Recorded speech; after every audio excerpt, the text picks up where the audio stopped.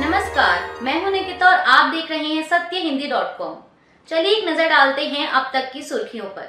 दिल्ली के कथित शराब नीति घोटाला मामले में अब जांच एजेंसियों की तलवार दिल्ली के मुख्यमंत्री और आप प्रमुख अरविंद केजरीवाल पर लटक रही है। मामले को लेकर ईडी ने उन्हें समन भी किया था, हालांकि वह जांच एजेंसी के समक्ष पेश नहीं हुए।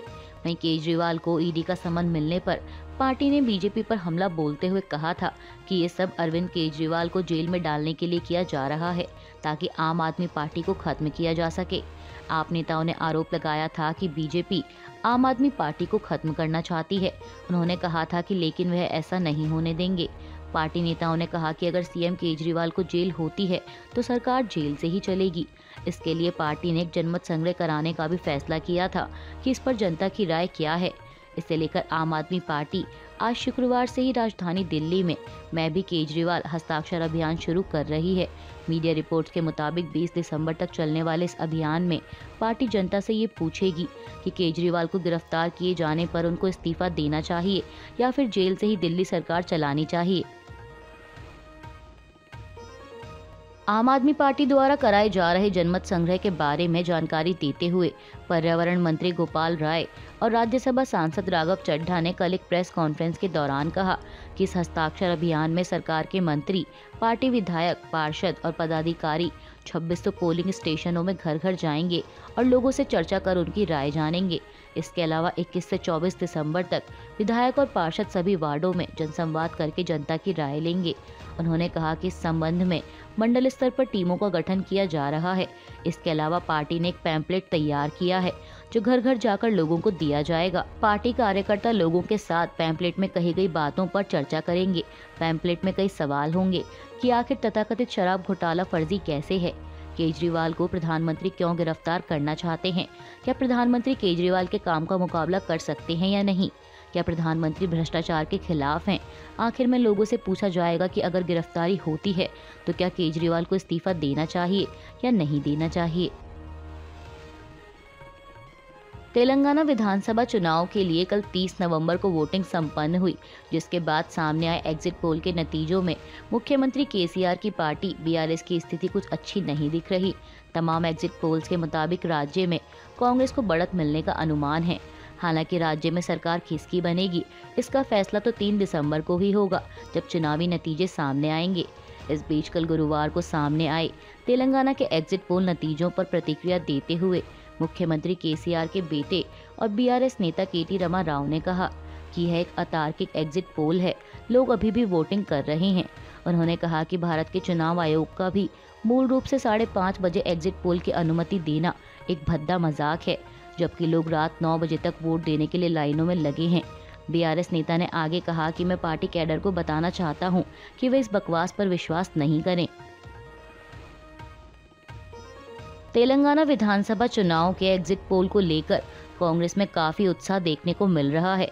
एग्जिट पोल के अनुमान पर प्रतिक्रिया देते हुए कांग्रेस की राज्य इकाई के अध्यक्ष रेवंत रेड्डी ने कहा कि इस बार कांग्रेस भारी बहुमत के साथ राज्य में सरकार बनाने जा रही है। एग्जिट पोल में यही अनुमान जताया गया है। उन्होंने कहा कि कांग्रेस को राज्य में 80 से अधिक सीटें मिलने जा रही हैं।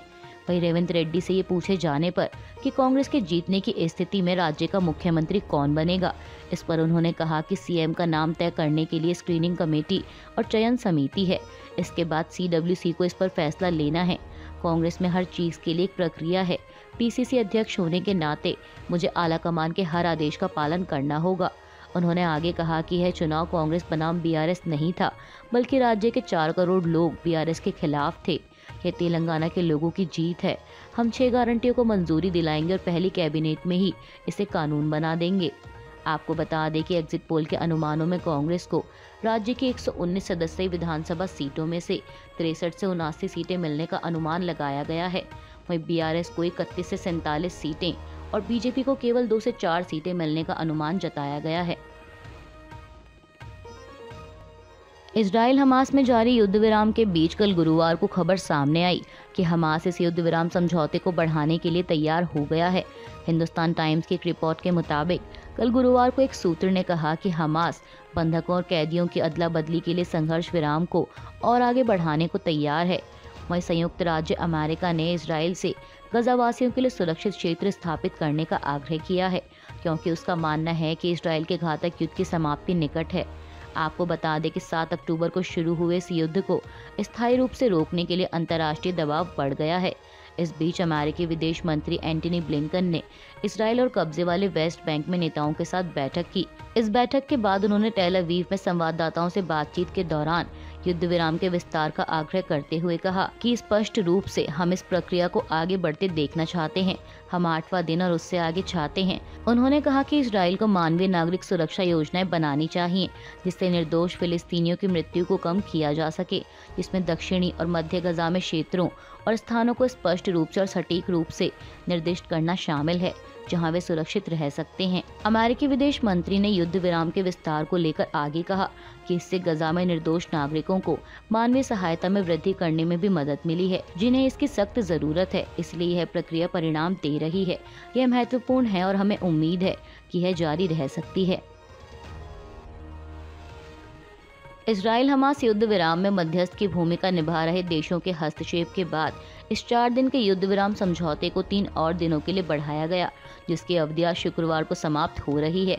बता दें कि इस 3 दिन के विस्तार में इजराइल ने प्रत्येक दिन 10 बंधकों की रिहाई की मांग रखी थी, तो वहीं हमास ने प्रत्येक बंधक के बदले 3 फिलिस्तीनियों को इजराइल की जेलों से रिहा करने की शर्त रखी।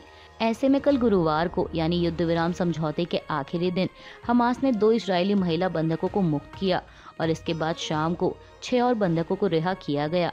यानी हमास द्वारा कल गुरुवार को कुल 8 बंधकों को रिहा किया गया। वहीं इसके बदले में 30 फिलिस्तीनी कैदियों को इजरायली जेलों से रिहा किया गया, जिनमें 23 नाबालिग और 7 महिलाएं शामिल थीं। बता दें कि इजराइल ने प्रत्येक दिन 10 बंधकों की रिहाई की शर्त रखी थी। ऐसे में हमास ने बुधवार को 10 से अधिक बंधकों को रिहा किया था। अब उन्हें और इन 8 बंधकों को मिलाकर रिहा किए गए बंधकों की संख्या कुल 10 हो गई है। मीडिया रिपोर्ट्स के मुताबिक इस युद्ध विराम समझौते में अब तक 80 इजरायली बंधकों और 240 फिलिस्तीनी कैदियों को रिहा किया गया है। वहीं इसराइल में रहने वाले 20 से अधिक विदेशियों, जिनमें से अधिकांश स्थायी नागरिक थे, उन्हें समझौते के दायरे से बाहर मुक्त किया गया है। भारत और अमेरिका के संबंधों पर बात करते हुए व्हाइट हाउस राष्ट्रीय सुरक्षा परिषद के प्रवक्ता जॉन किर्बी ने कल शुक्रवार को कहा कि अमेरिका भारत के साथ अपनी रणनीतिक साझेदारी को बेहतर बनाने की दिशा में लगातार काम कर रहा है, लेकिन इसके साथ ही उन्होंने सिख अलगाववादी पन्नू की हत्या की कोशिश के मामले में एक भारतीय की संलिप्तता का भी जिक्र किया। दरअसल आपको बता दें कि गुरपतवंत सिंह पन्नू की कथित विफल हत्या की साजिश में एक भारतीय के खिलाफ अमेरिकी न्याय विभाग ने मामला दर्ज किया है। इस बात का जिक्र करते हुए जॉन किर्बी ने कहा कि अमेरिका ने इसे बहुत गंभीरता से लिया है। उन्होंने कहा कि इन आरोपों और इस जांच को हम बहुत गंभीरता से ले रहे हैं और हमें यह देखकर खुशी हो रही है कि भारत भी इसकी जांच के अपने प्रयासों की घोषणा करके इसे गंभीरता से ले रहा है। किर्बी ने आगे जोर देकर कहा कि हम स्पष्ट हैं, हम चाहते हैं कि इन कथित अपराधों के लिए जिम्मेदार किसी भी व्यक्ति को उचित रूप से जवाबदेह ठहराया जाए। आपको बता दें कि बीते दिनों खबर सामने आई थी कि अमेरिका ने खालिस्तानी अलगाववादी गुरपतवंत सिंह पन्नू की हत्या की साजिश को नाकाम कर दिया था और मामले को लेकर भारत के समक्ष चिंता जताई थी कि शायद भारत सरकार को इस साजिश की जानकारी हो सकती है। इस बीच कल गुरुवार को अमेरिका ने मामले को लेकर एक भारतीय के खिलाफ केस दर्ज किया है। देश में एक बार फिर एलपीजी सिलेंडर की कीमतों में इजाफा किया गया है।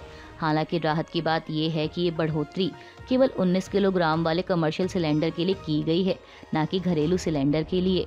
आपको बता दें कि कमर्शियल एलपीजी सिलेंडर की कीमत को 21 रुपए तक बढ़ाया गया है, जिसके बाद राजधानी दिल्ली में अब कमर्शियल सिलेंडर 1796.50 रुपए का मिलेगा। वहीं कोलकाता में 1908 रुपए, मुंबई में 1749 रुपए और चेन्नई में 1968.50 रुपए का। साथ ही बता दें कि इससे पहले भी यानी पिछले महीने कमर्शियल एलपीजी सिलेंडर की कीमतों में 103 रुपए की बढ़ोतरी की गई थी। राजधानी दिल्ली में प्रदूषण का कहर थमने का नाम नहीं ले रहा। दिल्ली की हवा एक बार फिर गंभीर श्रेणी में पहुंच गई है। केंद्रीय प्रदूषण नियंत्रण बोर्ड के अनुसार दिल्ली एनसीआर में आज शुक्रवार सुबह AQI 400 के पार पहुंच गया, जो कि बेहद गंभीर श्रेणी में माना जाता है। CPCB के आंकड़ों के मुताबिक आनंद विहार में AQI 417 दर्ज किया गया। वहीं RK पुरम में 400 तो पंजाबी बाग में 423। इस बीच मौसम विभाग का कहना है कि आने वाले कुछ दिनों में दिल्ली NCR में प्रदूषण के साथ साथ कोहरा भी छाने लगेगा, यानी ऐसे में दिल्ली NCR के लोगों को कोई राहत मिलती नहीं दिख रही। दिल्ली NCR के लोग जहरीली हवा में सांस लेने के लिए मजबूर हैं। उन्हें आंखों और सीने में जलन से लेकर सांस लेने में तकलीफ जैसी कई समस्याओं का सामना करना पड़ रहा है। अभी के लिए बस इतना ही। बाकी की खबरों के लिए बने रहिए सत्यहिंदी.com के साथ।